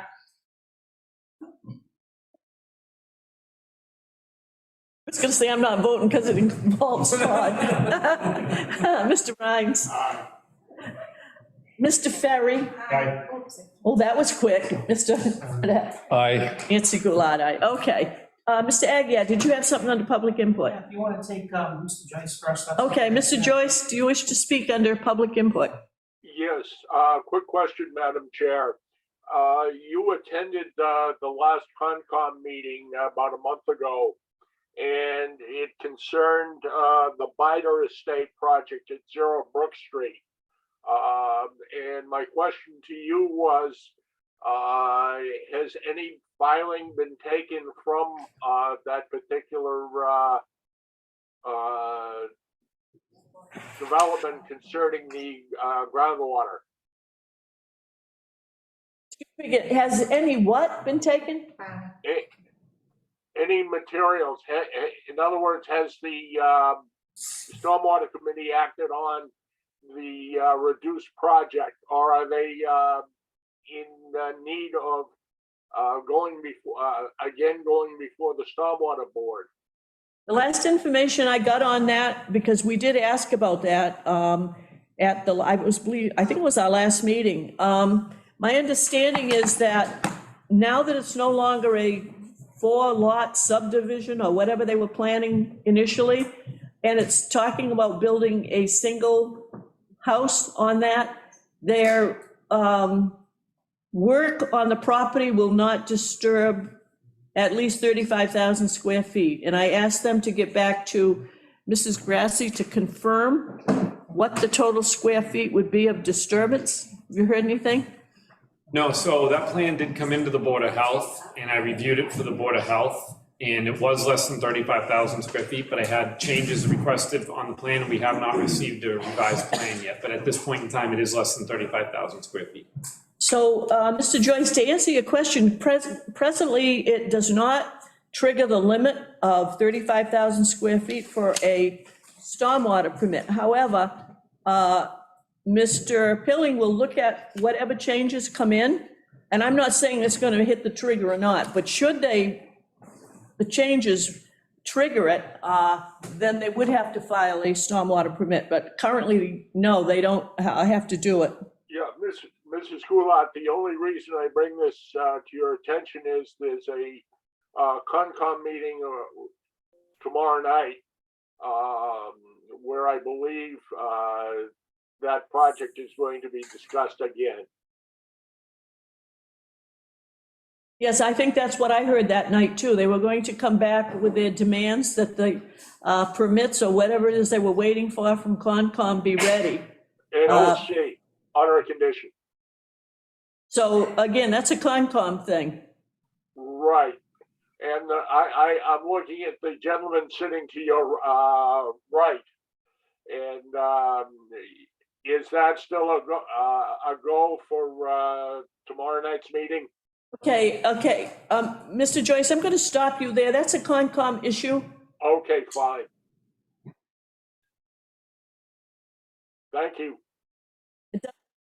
Have anything, any public input from anybody? I know the lady that was here from Berkeley, I'm not sure, she said she bought property in Dayton. Does anybody know anything about? Looking into buying property. Okay, Mr. Pilling? Yeah, so I talked to her out in the hallway. The Old William Street, the subdivision off of that, whatever the name of that is. Long built. It's not a subdivision, it's a piece of property. Seriously. It is, there's the.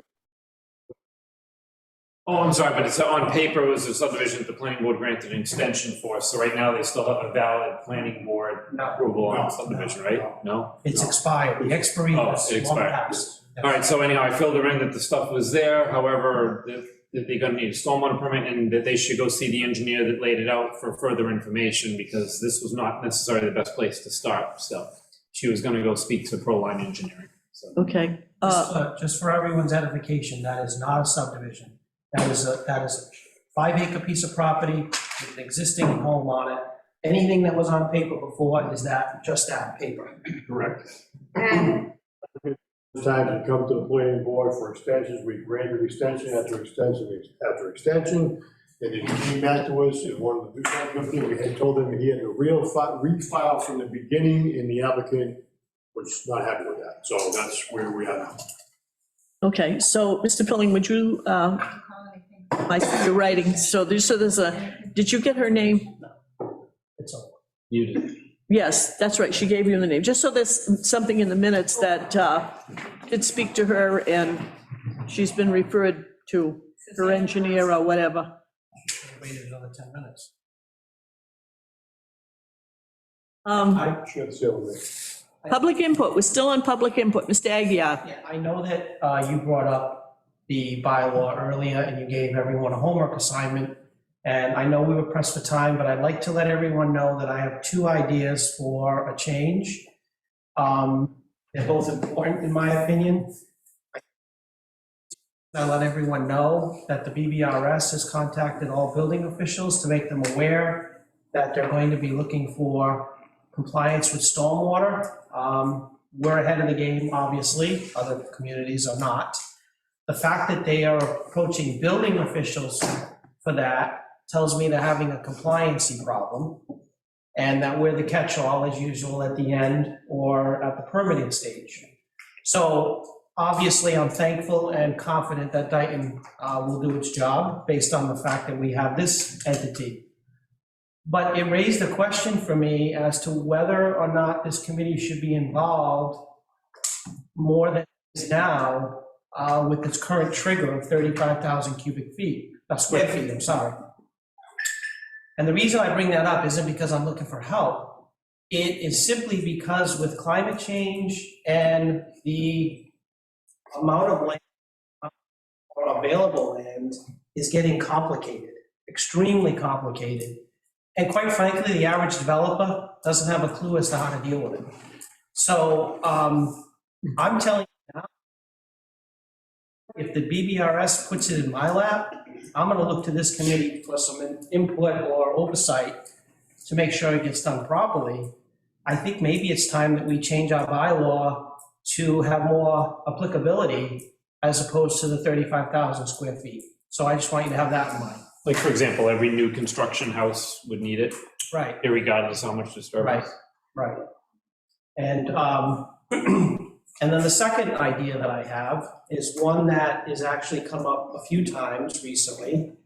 And it puts Todd, unfortunately, Mr. Pilling, in a very difficult position. And that is, at the end of the project, when they're looking for occupancy, because of either one, an engineer not understanding what's needed, two, a contractor or excavator not understanding how to follow the engineer's oversight, or lastly, Mother Nature, we have stormwater infrastructure that is either pending, not right, not done, and I can't allow occupancy because the stormwater agent won't sign off on Well, we the just CO. went through it for Brook Street, so.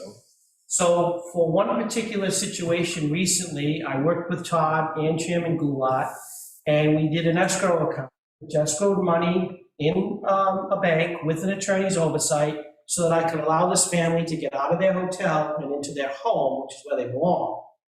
I'm thinking that maybe it's appropriate, knowing that this has become more and more common, that we require a bond at the inception when the building permit is issued, so that we already have a storm. The bond, release the CO. If they haven't, we've retained the bond, we put them on a timeline, which is what Agent Pilling and I did, and I can let these people in their homes, especially with situations like this where there are some people that don't have control over the weather. So I'm like Tom. So I'd like to consider those two changes in addition to whatever other ideas you have. But those two I think are fairly important, and I'd like at least us to consider to make those changes either to the bylaw or the regulation or both. Just want to add to what you said earlier with climate change and, lots being harder to find.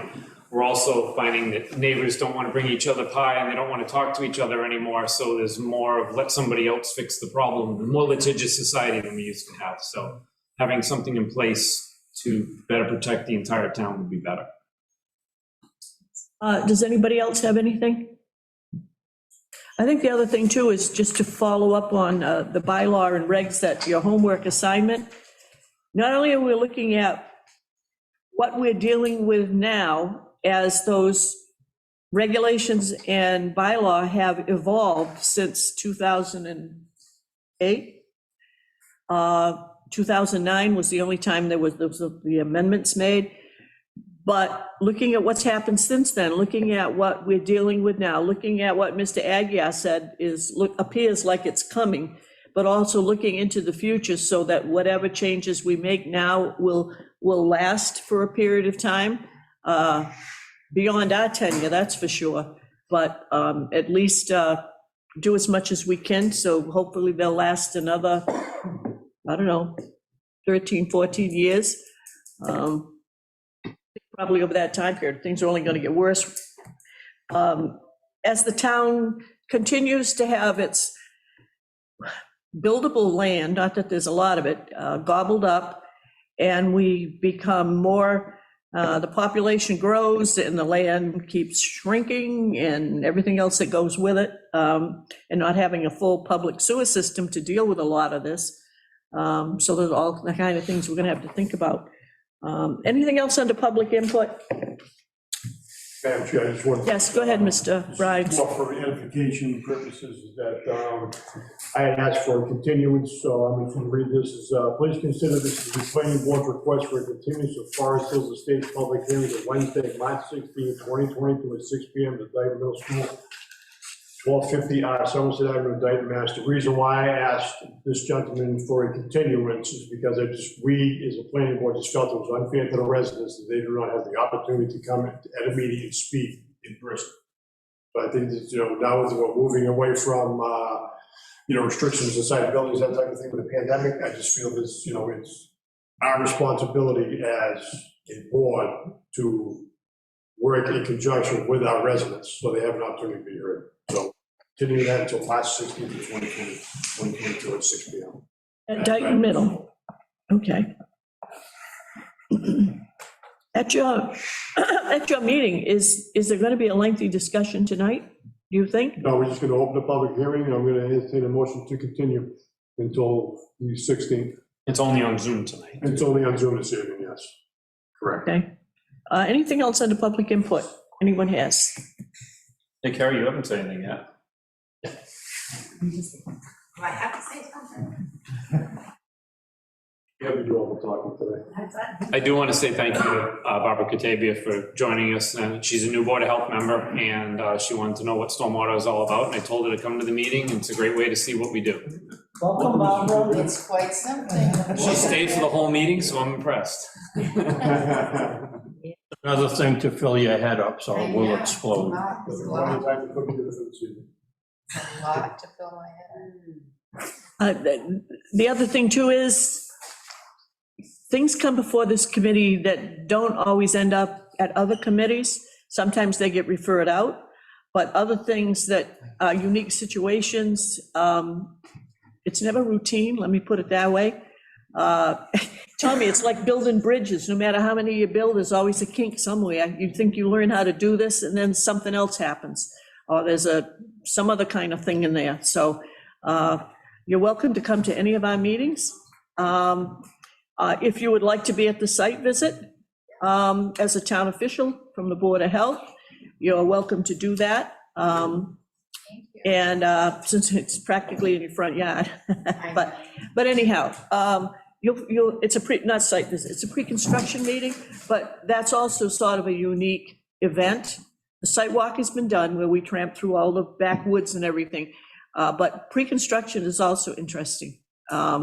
And there may be other site visits that take place as the project progresses, but you'll be aware of that. And as a member of the Board of Health, you're certainly welcome to join us. As I said, they are not open to the public, but it's a learning thing.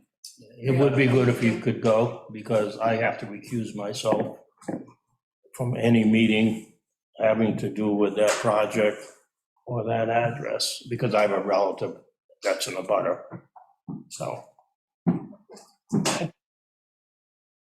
There's a lot of discussion or more question and answers. Sometimes it's posted, sometimes it's not. We don't normally take votes out there. But again, you're probably the only one from the board who can be there because your other member works during the day. So like I say, Mrs. Grassi, just add Mrs. Catavia to the list of people for the stormwater agenda and for any site visits or whatever else we have. The hook's been set. There's no Saw that. We get a new person, we gotta get him indoctrinated, right? We gotta get him, we gotta get him up to speed. Combined with Tom Curry. And that one. Catch basins. Under correspondence, this was the follow-up of the leak that they had from that oil tanker. Do we have anything else on this other than we're gonna put this in the file for, where we're keeping everything for our MS4 for FY22 that we have to do? I think it's all been taken care of. This is a report from the environmental company that they talked about in our minutes that was going to go out, and he's the person that wrote the report after the cleanup was done, and all of that is here if anyone wishes to look at that. Now, William Hoyerman, LSP. So if anybody wants to review this, Mrs. Grassi will have it. Again, you can look at it at the office, or you can make a copy, but this is going to stay with the stuff we need to do the MS4 after July the 1st, this coming summer. I think this makes 2 illicit discharges we have to mention. Does that sound right, Mr. Ferry? We had the one at DR. Oh, and Mr. Ag, if you just repeat, well, he wasn't here when that was talked about. They've had to do follow-up work from that leak at DR. So if you want to just mention it again. So, as you're aware, we had a spill in the wood chip area that made its way out of the building. And there was a permit that was issued, and the insurance company was involved, DEP was involved. They did need to shore up the building temporarily while they excavated some of the contaminated soils again or out.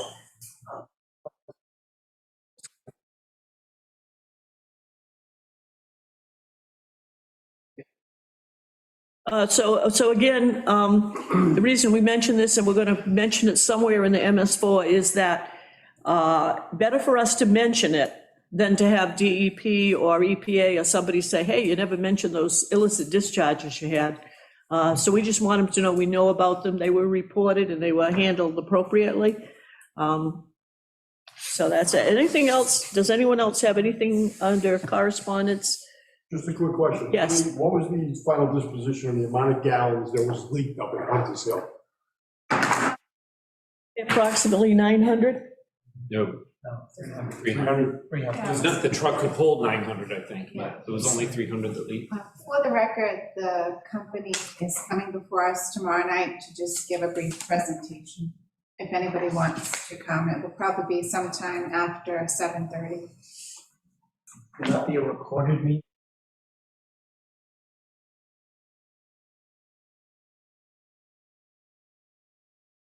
The next item we have is to act on the minutes. So I have a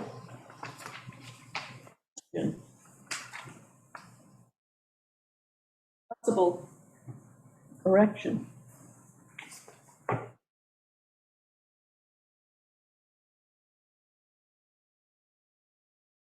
Now, nobody picked this up in the minutes, so I need this clarified. This is on page 3. Talks about the leak being reported. This is the report that Chief McGee gave us. Discovered by neighbor, called it in. The neighbor got 5-gallon buckets to try to catch as much as he could.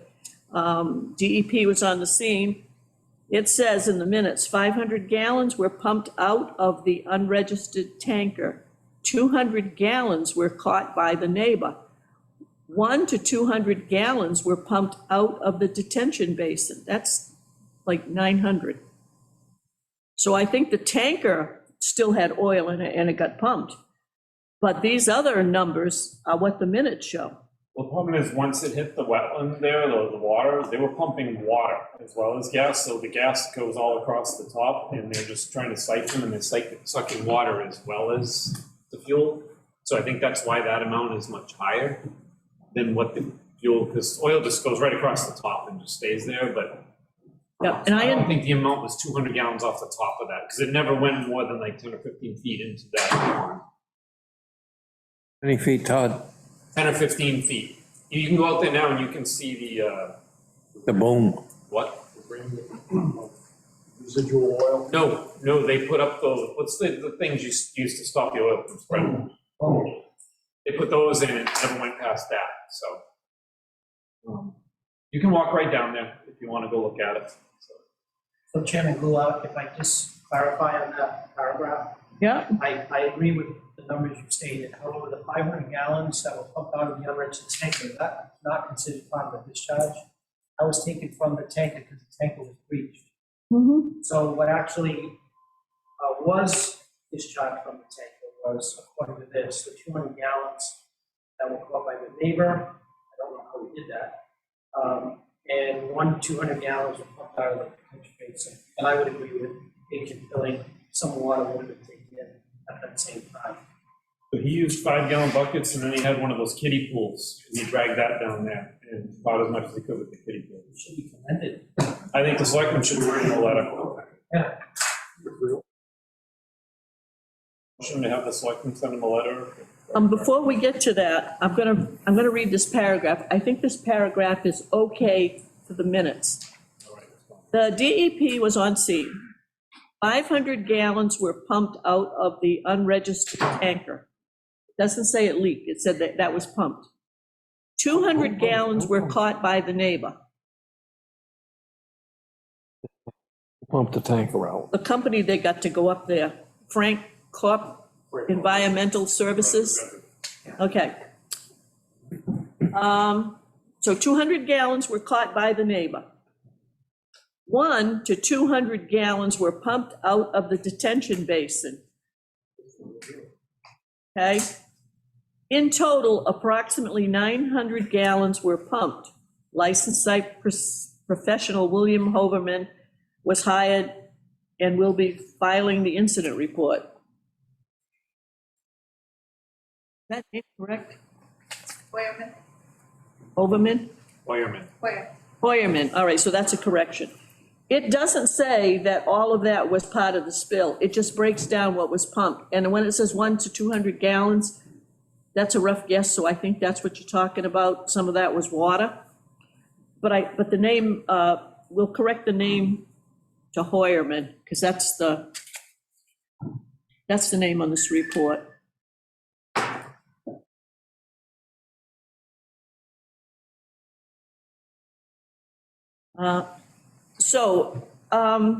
The other thing I wanted to mention about the minutes, there were a couple of corrections that came in, and none of them were major, but I did want to mention that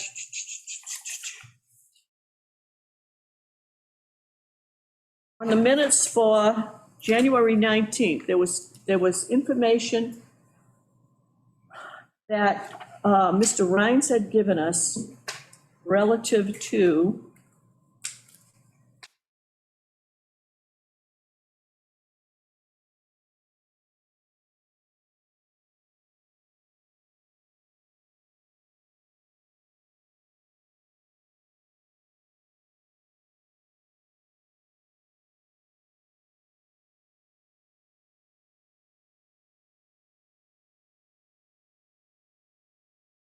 what was the mix-up of dates, and I'm trying to find it, because I want Mr. Rhines to be able to say that's right or that's wrong.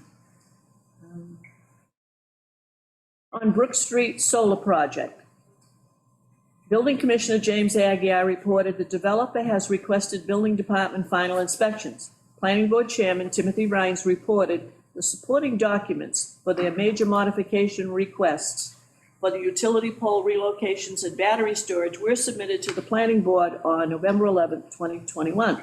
The 11th was Veterans Day, and Town Hall was closed. The Planning Board meeting to discuss the modification request is scheduled for tonight. And it said Wednesday, but actually was a November date. That actually happened on December the 15th. So that's what got changed. And I just wanted to get your okay, Mr. Rhines, that this meeting, Planning Board meeting to discuss the modification request is scheduled for tonight, Wednesday, December 15th, 6 p.m. So that was the thing, it was a date thing that got mixed up. So that's okay. So if I could get a motion, actually, we can do both of these. The motion is to accept the minutes of December 15th, 2021, and the minutes of January 19th, 2022, with the correction of the name on the minutes of January 19th, 2022. So moved. Is there a second? Second that one. Any discussion? Hearing none, I'll call the vote. Mr. Pius? I'll vote aye on the December minutes. I was not present at, You don't have to be. aye on both of them. No, actually, that was actually a ruling that came down. If a board changes and there's a new election, and there's only two people present, all right, you don't have to be present to approve the minutes. Okay. But anyhow, that was a ruling that, I was at a meeting and that came down. Mr. Pilling, I haven't read them yet, but I'll vote aye. you haven't read them yet? No, I've been busy working on Forest Hills. I thought you were going to say Dora Estates. No. Mr. Agia? I have read them, I missed the name incorrection, so thank you, and I vote aye. Okay, Mr. Rhines. Mr. Ferry? Aye. That's how he has to think about it. Mr. Frenette? Aye. Nancy Goulart, aye. Is there any more business to come before the committee today? If not, I'll entertain a motion to adjourn. So moved. Motion and a second, all in favor. Mr. Pius? Aye. Mr. Pilling? Aye. Agia? Aye. Mr. Rhines? Aye. Aye. Mr. Ferry's shaking his head. Mr. Frenette? No, I won't. Yeah, I'm gonna tell. Mr. Frenette? Aye. Okay, and I vote aye for me. It's unanimous. Barbara, don't leave. Hey, there's 3 pieces